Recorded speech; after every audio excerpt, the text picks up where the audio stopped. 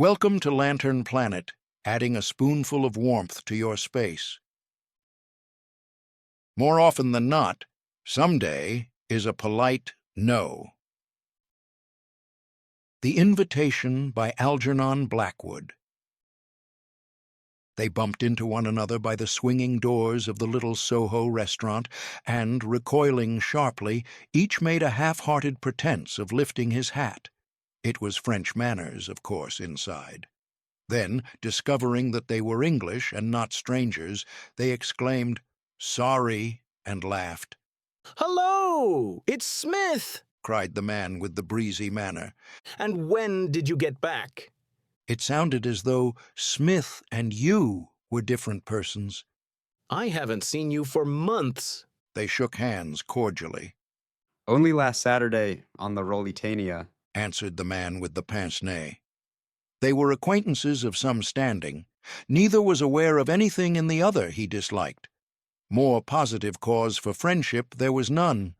They met, however, not infrequently. "Last Saturday, did you really?" Exclaimed the breezy one, and after an imperceptible pause which suggested nothing more vital, he added, "And had a good time in America, eh?" oh, not bad, thanks. Not bad at all. He likewise was conscious of a rather barren pause. Awful crossing, though. He threw in a few seconds later with a slight grimace. "Ah, at this time of year, you know." Said Breezy, shaking his head knowingly. "Though sometimes, of course, one has better trips in winter than in summer. I crossed once in December when it was like a millpond the whole blessed way." They moved a little to one side to let a group of Frenchmen enter the swinging doors. "It's a good line," he added, in a voice that settled the reputation of the steamship company forever. "By Jove, it's a good line." Oh, it's a good line, yes. Agreed pince-nez, gratified to find his choice approved. He shifted his glasses modestly. The discovery reflected glory upon his judgment. And such an excellent table. Breezy agreed heartily. "I'd never cross now on any other," he declared as though he meant the table. "You're right." This happy little agreement about the food pleased them both. It showed their judgment to be sound.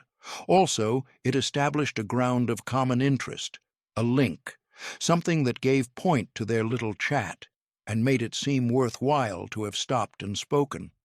They rose in one another's estimation. The chance meeting ought to lead to something, perhaps.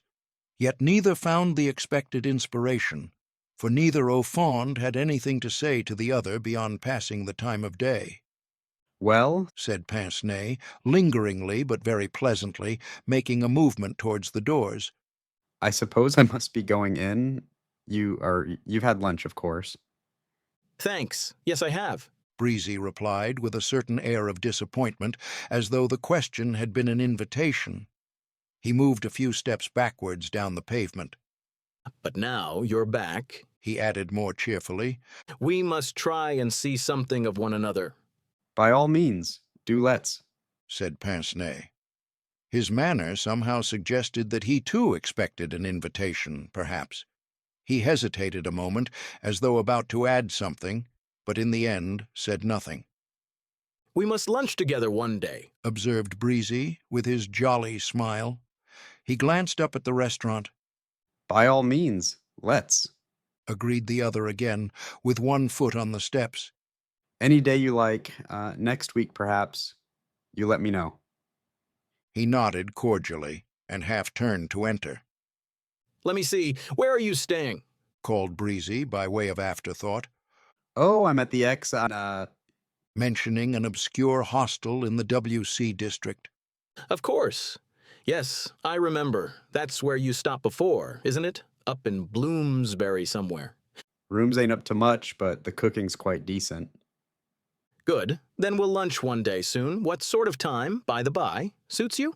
The breezy one, for some obscure reason, looked vigorously at his watch. Oh, any time, 1 o'clock onwards sort of thing, I suppose. With an air of, just let me know, and I'll be there. "Same here, yes," agreed the other with slightly less enthusiasm. That's capital then. from Pince-Nez. He paused a moment, not finding precisely the suitable farewell phrase. Then, to his own undoing, he added carelessly, There are one or two things, or I should like to tell you about. And luncheon is the best time. Breezy suggested at once. For busy men like us. You might bespeak a table, in fact. He jerked his head towards the restaurant. The two acquaintances, one on the pavement, the other on the steps, stood and stared at each other. The onus of invitation had somehow shifted insensibly from Breezy to Pince-Nez. The next remark would be vital. Neither thought it worthwhile to incur the slight expense of a luncheon that involved an hour in each other's company. Yet it was nothing stronger than a dread of possible boredom that dictated the hesitancy. Not a bad idea, Agreed Pince-Nez vaguely. but I doubt if they'll keep a table after 1 o'clock. Never mind then. You're on the telephone, I suppose, aren't you? Called Breezy down the pavement, still moving slowly backwards. Yes, you'll find it under the name of the hotel. Replied the other, putting his head back round the doorpost in the act of going in. My number's not in the book. Breezy cried back. But it's 0417 Westminster. Then you'll ring me up one day. That'll be very jolly, indeed. Don't forget the number. This shifting of telephonic responsibility, he felt, was a masterstroke. Righto, I'll remember. So long then, for the present. Pince-Nez answered more faintly, disappearing into the restaurant. Decent fellow, that. I shall go to lunch if he asks me, was the thought in the mind of each. It lasted for perhaps half a minute, and then oblivion. 10 days later they ran across one another again about luncheon time in Piccadilly, nodded, smiled, hesitated a second too long, and turned back to shake hands. How's everything? Asked the breezy one with gusto. First rate, thanks. And how are you? Jolly weather, isn't it? Breezy said, looking about him generally. This sunshine, by Jove. Nothing like it. Declared Pince-Nez, shifting his glasses to look at the sun and concealing his lack of something to say by catching at the hearty manner. Nothing. Agreed Breezy. In the world. Echoed Pince-Nez. Again the topic was a link. The stream of pedestrians jostled them. They moved a few yards up Dover Street. Each was really on his way to luncheon. A pause followed the move. Still at, that hotel up there? The name had escaped him. He jerked his head vaguely northwards. Yes, I thought you'd be looking in for lunch one day. A faint memory stirring in his brain. Delighted. Or, you'd better come to my club, eh? Less out of the way, you know. Declared Breezy. Very jolly. Thanks, that'd be first rate. Both paused a moment. Breezy looked down the street as though expecting someone or something. They ignored that it was luncheon hour. You'll find me in the telephone book, Observed Pince-Nez presently. Under X hotel, I suppose. From Breezy. All right. 0995, Northern's the number, yes.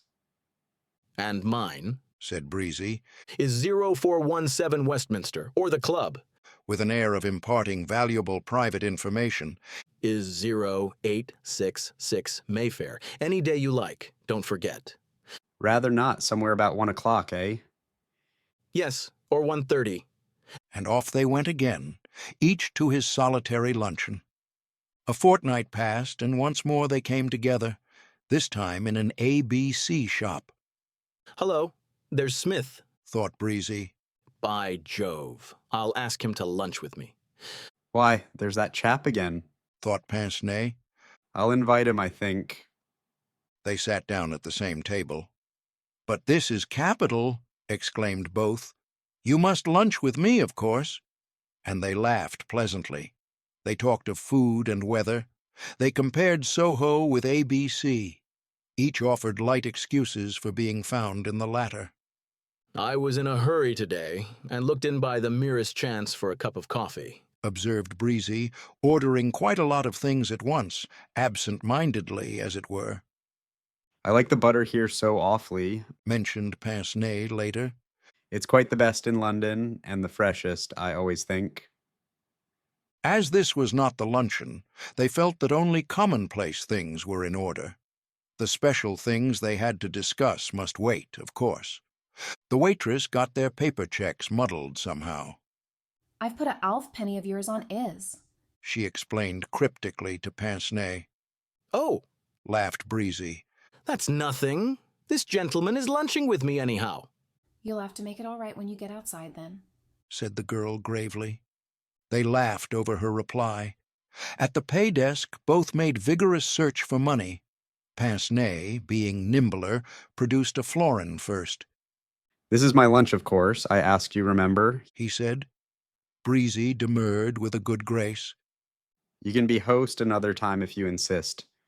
Added pince nez, pocketing twopence change. Rather, Said the other heartily. you must come to the club. Any day you like, you know. I'll come tomorrow then. Said pince nez, quick as a flash. I've got the telephone number. Do.